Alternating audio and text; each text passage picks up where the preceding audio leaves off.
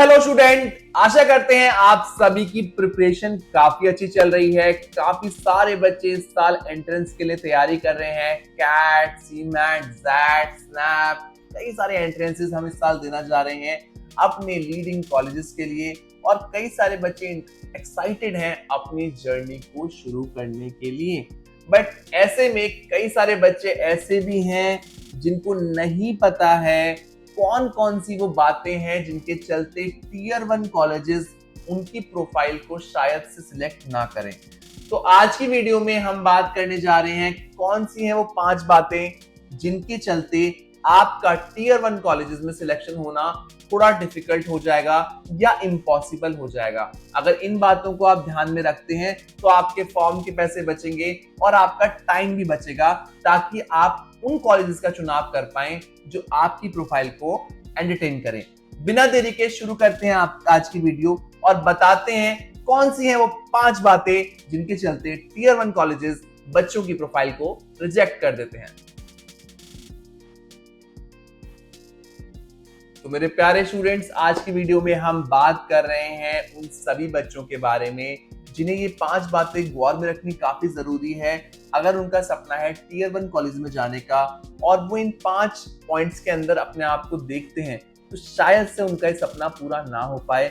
और हम आपको ये बता क्यों रहे हैं, ताकि आपका टाइम वेस्ट ना हो। क्योंकि कई सारे बच्चे हैं जो बिना सोचे समझे कोचिंग सेंटर्स को पैसा दे देते हैं, बाद में कॉलेज के बड़े बड़े कॉलेज का फॉर्म भरना शुरू कर देते हैं और आगे जाके उनको पता चलता है कि उनकी प्रोफाइल उस कॉलेज के लिए सूटेबल है ही नहीं, उनकी प्रोफाइल को कॉलेज एंटरटेन करेगा ही नहीं, और तब तक काफी ज्यादा टाइम और पैसा वेस्ट हो जाता है जिसका पता हमें काफी लेट चलता है, जिसके चलते बच्चे का टाइम भी वेस्ट होता है और कहीं ना कहीं मन भी खराब होता है। क्या मेरा तो एडमिशन ही नहीं हो रहा, मुझे तो कॉल ही नहीं आ रहा है, मुझे तो कोई कॉलेज कैंपस जो टीयर 1 का है वो बुला ही नहीं रहा है, और जिसके चलते वो एंड तक बैठे रह जाते हैं और एंड तक भी कोई भी सही कॉलेज का चुनाव करने में सफल नहीं होते हैं। तो शुरू करते हैं आज की वीडियो और बताते हैं आपको कौन से हैं वो 5 पॉइंट्स। तो जो पहला और सबसे इंपॉर्टेंट पॉइंट है वो है प्रोफाइल में आपका एकेडमिक स्कोर। अब इस पे कई सारे बच्चे बहस करते हैं कि 10th 12th और ग्रेजुएशन का स्कोर का क्या ही मैटर करता है। हमने तो कैट में 90 परसेंटाइल लेके आए, हम 91 परसेंटाइल लेके आए, 95 परसेंटाइल लेके आए,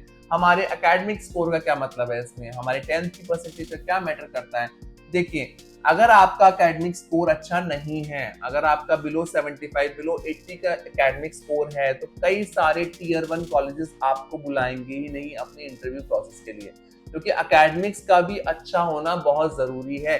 कई सारे बच्चे ऐसे हैं जिनका एकेडमिक स्कोर अच्छा नहीं है, बिलो 60 की प्रोफाइल है 10वीं 12वीं और ग्रेजुएशन में, और वो तैयारी में लगे हुए हैं, और ऐसा भी हो सकता है कि उनका 95 परसेंटाइल कैट में आ जाए या किसी और एंट्रेंस में बहुत अच्छा स्कोर आ जाए और बाद में उन्हें कॉल ही ना आए इस कॉलेज से। क्यों ऐसा होगा? क्योंकि एक बार तुक्का लगने का मतलब ये नहीं है कि आपका जो निरंतर प्रयास था अपनी जिंदगी का 10वीं 12वीं और ग्रेजुएशन का, उसको नजरअंदाज कर दिया जाएगा।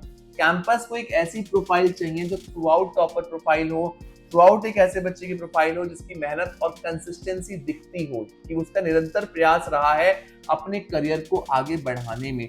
तो ऐसे में एकेडमिक प्रोफाइल का स्ट्रांग होना बहुत जरूरी है। अगर आप उन बच्चों में से एक हैं जिनकी एकेडमिक प्रोफाइल स्ट्रांग नहीं है, बिलो 60 का स्कोर चल रहा है, बिलो 75 का स्कोर चल रहा है through out 10th 12th and graduation, या बिलो 80 का स्कोर चल रहा है और आपका सपना है टीयर 1 में भी बहुत टॉप कॉलेजेस आप देख रहे हैं, आप IIM अहमदाबाद क्रैक करना चाहते हैं, तो कहीं ना कहीं आपका ये पूरा वेस्ट ऑफ टाइम जाएगा। उसके अलावा आप कुछ ऐसे कॉलेज देख सकते हैं जो आपकी प्रोफाइल के लिए सुटेबल हो। तो ऐसे कॉलेज पे अगर आप टाइम ज्यादा लगाएंगे तो आपका सिलेक्शन का चांस ज्यादा होगा और आप उस कॉलेज तक पहुंच पाएंगे। बट अगर आप कॉलेज ही गलत चुन लेंगे अपनी प्रोफाइल को बिना समझे हुए, तो कहीं ना कहीं आपका भी टाइम वेस्ट होगा और पैसा भी काफी ज्यादा वेस्ट होगा। तो इस बात का बिल्कुल ध्यान रखिए कि अगर आपका एकेडमिक्स अच्छा नहीं है तो आपको बिल्कुल 0.1% चांसेस भी नहीं है आपके सिलेक्शन के टीयर 1 कॉलेज में। दूसरा सबसे इंपॉर्टेंट पॉइंट है गैप ईयर का।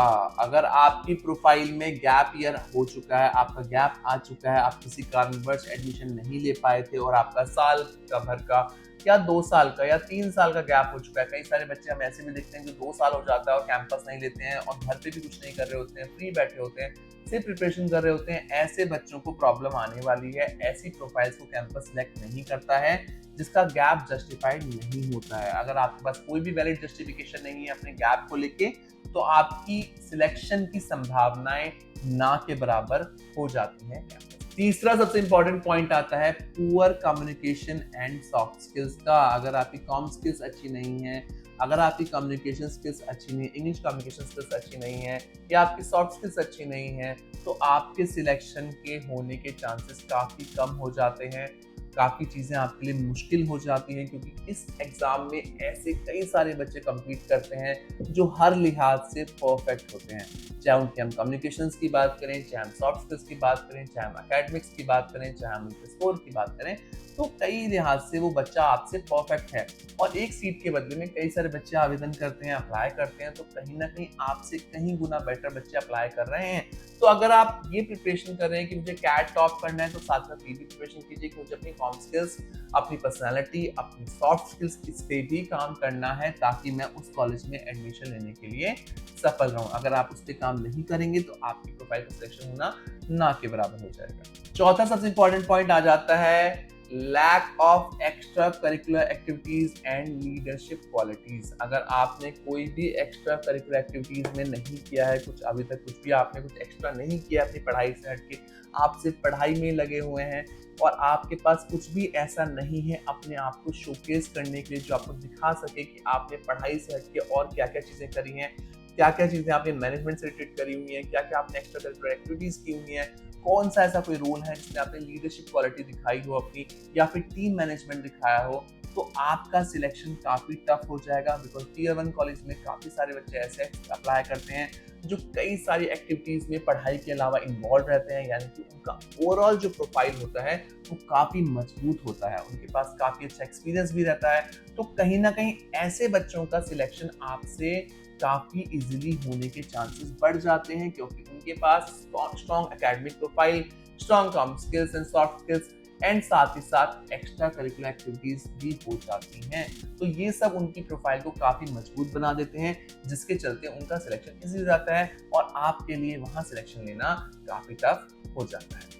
पांचवा सबसे ज्यादा देखे जाने वाला फैक्टर है ओवर कॉन्फिडेंस एंड एरोगेंस। कई सारे बच्चे ऐसे हैं जिनका ओवर कॉन्फिडेंस उन्हें ले डूबता है, उनका एरोगेंस उनको ले डूबता है। जो तरीके से आप बात कर रहे होते हैं, जिस तरीके से आप अपने आप को शोकेस कर रहे होते हैं बड़े बड़े आईएम्स के सामने, बड़े बड़े टीयर 1 कॉलेजेस के सामने, वो काफी कुछ मैटर करता है आपके सिलेक्शन प्रोसेस में। वो कहते हैं ना, जितने आम लदे होंगे उतना पेड़ झुका होगा। अगर आप में क्वालिटीज जितनी ज्यादा होंगी, आपका स्वभाव, आपका नेचर उतना ही हम्बल, उतना ही अच्छा होगा। तो ये कॉन्फिडेंस और ओवर कॉन्फिडेंस में बहुत ही थिन लाइन होती है। जिस बंदे के पास नॉलेज होगी उसमें कभी भी आपको एरोगेंस और ओवर कॉन्फिडेंस नहीं दिखेगा। वो बहुत समझदारी से, शालीनता से, बहुत अच्छे तरीके से आपको हमेशा पेश आता हुआ दिखाई देगा। तो इस चीज का खासकर ध्यान रखना है आपको कि अगर आप इस प्रोग्राम में इंटरव्यू तक पहुंच जाते हैं, जीडी और पीआई तक पहुंच जाते हैं, तो अपने कॉन्फिडेंस पे और अपनी एरोगेंस पे आपको बहुत ध्यान देने की जरूरत है। अगर आप उनमें से हैं जिनको जल्दी गुस्सा आ जाता है या आप बहुत ज्यादा एरोगेंट हैं, तो आपके लिए टीयर 1 कॉलेजेस नहीं है। तो ये पॉइंट आपको ध्यान में रखने की काफी जरूरत है। आज की वीडियो में हमने बात की 5 पॉइंट्स के बारे में जिन पे आपको बहुत ध्यान रखने की जरूरत है। अगर आप इन 5 पॉइंट में से किसी भी एक पॉइंट में आते हैं, तो आपका सिलेक्शन होना बड़े कॉलेजेस में, टीयर 1 कॉलेजेस में सिलेक्शन होना इंडिया में फॉर एमबीए, पीजीडीएम और पीजीपीएम प्रोग्राम काफी डिफिकल्ट होने वाला है। तो ये वीडियो आपके लिए काफी काम की हो सकती है। आप अपने फ्रेंड्स को भी शेयर कर सकते हैं जो इस वीडियो में कहीं भी आते हैं, किसी भी पैरामीटर में फॉल करते हैं, तो आप उनको बता सकते हैं। आशा करते हैं 2024 का कैट एग्जाम आपके लिए बहुत अच्छे विकल्प खोलेगा और साथ ही साथ 2025 में कई सारे बच्चे अच्छे कॉलेज में एडमिशन लेने में सफल रहेंगे। आप कोई भी प्रॉब्लम अगर फेस कर रहे हैं, किसी भी पॉइंट पे आप अटक रहे हैं, या फिर कहीं भी आपको ऐसा लग रहा है कि आपको एक सलाह की जरूरत है, तो स्क्रीन पे दिए गए नंबर पे आप हमसे कांटेक्ट कर सकते हैं। हमारी टीम ये पूरी कोशिश करेगी कि आपके सभी पॉइंट्स पे क्लैरिफिकेशन आप तक पहुंचाई जा सके। आशा करते हैं अगला साल आपके लिए काफी अच्छा रहेगा और एक बेहतरीन कॉलेज में आप एडमिशन लेने में सफल रहेंगे। Thank you so much watching us. Best of luck.